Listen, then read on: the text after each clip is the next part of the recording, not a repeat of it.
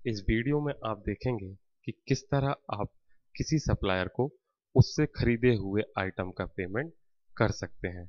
इसके लिए setup button पर क्लिक करें। सेटअप विंडो पर पे सप्लायर ऑप्शन को सेलेक्ट करें।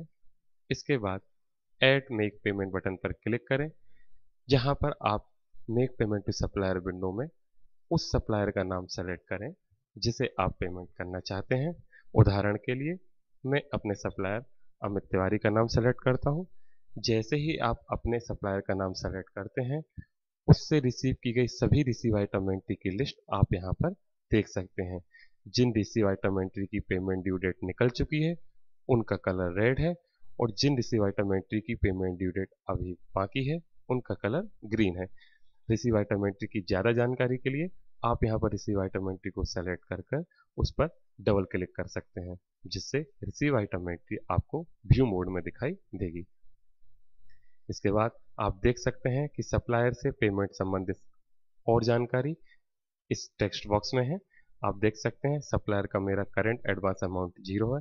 इसका मतलब है कि इस समय सप्लायर के पास मेरा कोई एडवांस अमाउंट नहीं है। Total receive item entry pending amount 500 रुपये है, जो कि इस समय मेरी दोनों रिसीव आइटम एंट्री के पेंडिंग अमाउंट के बराबर है, और सप्लायर के साथ मेरा अदर पेंडिंग अमाउंट 0 रुपीज़ है। इसके बाद अमाउंट 250 रुपये वो है जो कि मैं एक रिसीव आइटम एंट्री को पे करने के लिए सप्लायर को दे रहा हूँ। जैसे ही आप दूसरी रिसीव आइटम एंट्री को सेलेक्ट करते हैं तो उस रिसीव आइटम एंट्री का पेंडिंग अमाउंट भी यहाँ पर जुड़ जाता है। इसका मतलब इस समय आप सप्लायर को 500 रुपये का पेमेंट कर रहे हैं।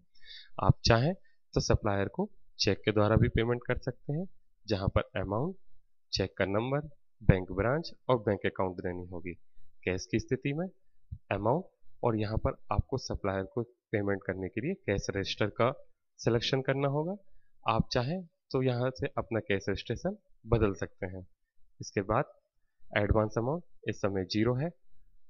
अब यदि आप 500 रुपये से ज़्यादा अमाउंट सप्लायर को देना चाहते हैं, क्योंकि इस समय मेरा सप्लायर से पेंडिंग अमाउंट सिर्फ 500 रुपये है, इसके ऊपर कोई भी दिया हुआ अमाउंट सप्लायर को पास एडवांस के रूप में जमा हो जाएगा। जैसे कि मैं इस समय जैसे ही सप्लायर को 600 रुपये का पेमेंट करता हूं, तो आप देख सकते हैं कि मेरा 100 रुपये एडवांस अमाउंट सप्लायर के पास चला जाता है। इसके बाद मैं सेव बटन पर क्लिक करूंगा, जिससे ये मेरी रिसीव आइटम एंट्री क्लियर होगी।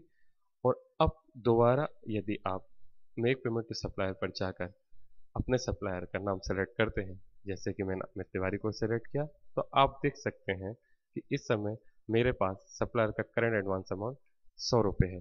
इसका मतलब है कि जब कभी भविष्य में मैं इस सप्लायर से कोई आइटम रिसीव करता हूं, तो ये 100 रुपये उस समय रिसीव आइटम एंट्री के दौरान एडजस्ट हो जाएगा। इस तरह से आप अपने सप्लायर का पेमेंट कर सकते हैं। धन्यवाद।